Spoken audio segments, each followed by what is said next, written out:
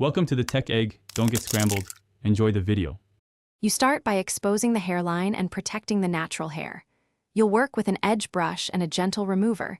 This weakens the bond without yanking. Apply remover in small 1/2-inch sections, let it sit for a few breaths, then use an edge brush to lift the lace, slowly. Once a section releases, clip that area away and move along the perimeter. This prevents tangling and keeps you from pulling at hair that's still bonded. You now focus on the middle sections and the cap. After the perimeter is free, apply gentle steam or warm water to relax inner adhesive. That helps the lace detach smoothly.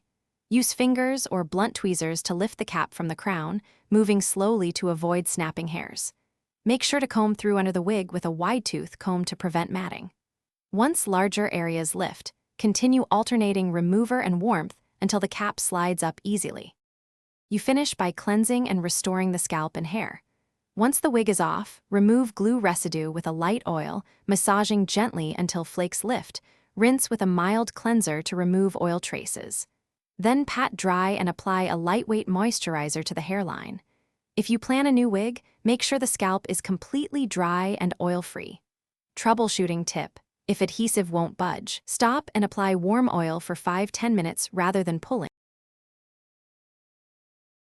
Thanks for watching. Consider subscribing if I helped unscramble your problems.